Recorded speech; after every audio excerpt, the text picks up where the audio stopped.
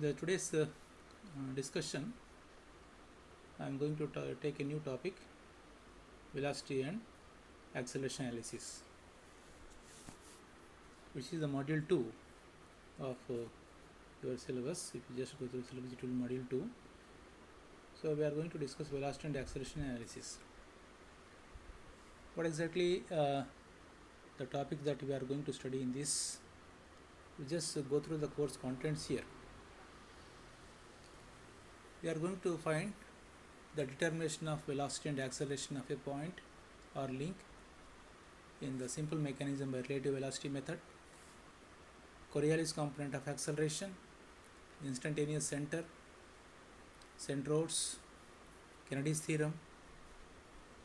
To determine the velocity and angular velocity, linear velocity and angular velocity of the links of simple mechanism by instantaneous center method, Klein's construction for velocity and acceleration of Slater-Frank mechanism, and finally the same velocity analysis, acceleration analysis by complex algebra. Now when you just go through the importance of this topic, if you just go through here, the design analysis of machinery and mechanisms heavily relies on the skill and ability of the designer to visualize the relative motion between the machine components. Okay, the designer, whenever he is designing any component, two things should be in mind. He should visualize that the relative motion between the components is very, very important. How the elements are moving relative to each other. With ever increasing use of the high speed machines, velocity and acceleration analysis have become indispensable in machine design process. Right? So nowadays we are talking about high speed engines or high speed vehicles. So where again the velocity acceleration plays a very important role. Okay. Before we study, we are supposed to know certain definitions. What exactly the absolute motion is. So whenever we talk about the mechanism, the absolute motion of any component refers to the motion of the component with respect to the fixed frame is known as the absolute motion. Right? So in a mechanism, generally any one link will be fixed. The motion of any link with respect to the frame is known as the absolute motion, and the relative motion is nothing but when the two elements are moving relative to each other. So the motion described with respect to these two moving bodies is known as the relative motion. Right? Then the plane motion. The body is said to have the plane motion if all the points move in planes which are parallel to some reference plane. Right? It is again categorized into two types. One is translatory motion, right? Rotational motion. So what is the translatory motion? A body is in transition if it moves so that all straight lines in the body move in parallel to each other. Right? All the parts or all the elements move parallel to each other, which is known as the translatory motion. And rectilinear motion is nothing but it is a motion where all points in the body move in straight line paths. They are parallel to each other. Here they will be in straight line path. So rotary motion we already know. So all the points body remain a fixed distance from the center line. And generally whenever we talk about the motion in a mechanism, there are parts which are moving having translatory motion. There are parts which are having rotational motion. So this is what with respect to the plane motion. Then we have the spherical motion. What is spherical motion? A point has a spherical motion if it moves in a three-dimensional space and remains in a fixed distance from some fixed point. For example, take the case of a simple pendulum. Simple pendulum, you tie the knot and just a small what you can call a stone. You just tie with the thread and you just rotate it within your hand. So here that is the case of the spherical motion. So that means that the body is moving in a 3D space and remains fixed distance from the fixed point. Helical motion is nothing but, so it is a point which rotates about an axis fixed distance at the same time, it moves parallel to the axis described by helix. Right? So helix is nothing but helical motion, nothing but I think we might have seen the what you can call, that is a drill bit, helical motion. So that is the case of helical motion. Next one is, there are certain other definitions. One is scalar quantity. So you know that scalar quantity is nothing but those which are having magnitude. It is only scalar.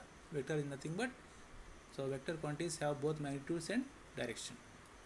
So addition of vector, subtraction of vector, you know.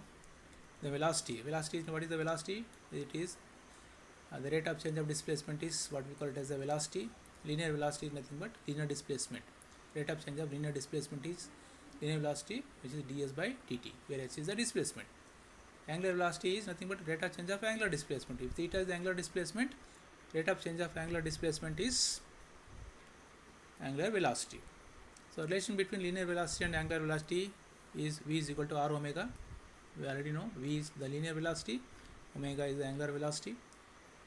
Again, absolute velocity. What is the absolute velocity? The velocity of the point with respect to the fixed point.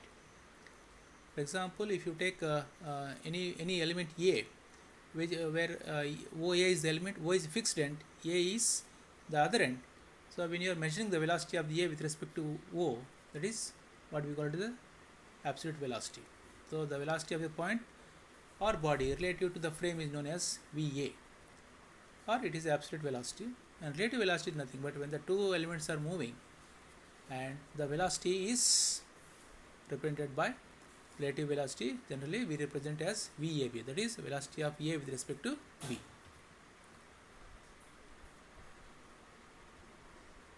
Then let us come to the acceleration part. What is the acceleration? Rate of change of linear velocity is the linear acceleration, which is nothing but A dv by dt or d square s by dt square. And angular acceleration is, which is alpha, which is the rate of change of angular velocity, which is equal to alpha is equal to d omega by dt or d square theta by dt square. So this acceleration is again divided into two parts. One is the normal acceleration and tangential acceleration.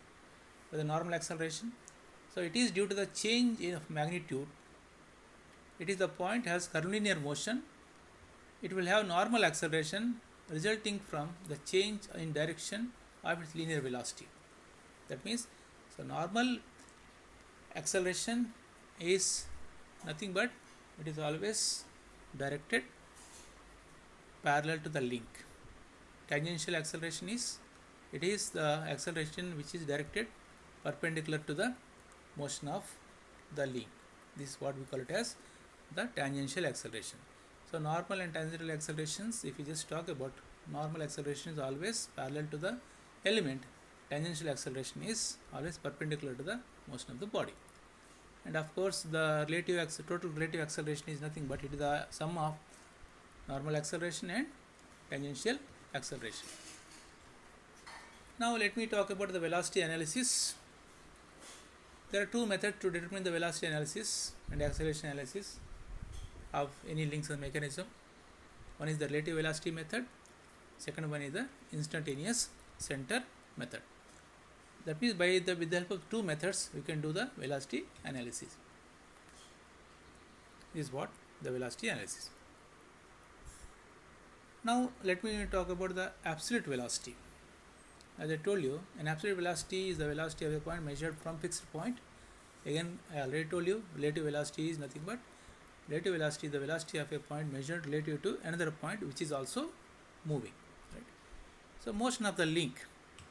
So when you take any link having two ends A and B, if B is moving with respect to A, then VBA is represented as R into omega, where R is the radius or length of the link, omega is the angular velocity. So in this, the link A is end A is fixed, B is moving. So the relative, that is the velocity of the B with respect to A, VBA is written as R into omega. V is equal to R omega. We already know this simple equation. Steps to draw the velocity diagram by graphical method. So here the first step is, whenever we are just no, doing the problems to find the velocity by graphical method, the first step is draw the configuration diagram, the suitable scale, and second step is locate all the fixed points in the mechanism. Third one is choose a suitable scale for the vector diagram for the velocity. Right. First, configuration diagram is drawn with respect to the given information. Second one is locate all the fixed points in the mechanism as common point, and third one is select a suitable scale to draw the vector diagram for the velocity. And the fourth step is the velocity vector for each rotating link is perpendicular to the link. Right? The velocity vector is always perpendicular to the link, and velocity of each link in the mechanism has both magnitude and direction. It is a vector quantity. So start from a point whose magnitude and direction is known. Right? How to start? First you represent the fixed points, then start drawing velocity vector for those elements whose magnitude and direction is known, and the points of the velocity diagram are indicated by the small letters. This is okay. The points are represented by the small letters. Right? So this small procedure to draw the velocity diagram. I think these are the basic things we already know. We have discussed about what is displacement, linear and angular displacement, velocity, linear velocity, angular velocity, then acceleration we discussed, then how to draw the velocity diagram whenever we are trying to solve the problems of graphical method. Anyhow, whenever I take up the problem, I'll try to tell you how to draw with the help of graphical method, how to find the velocity of different links.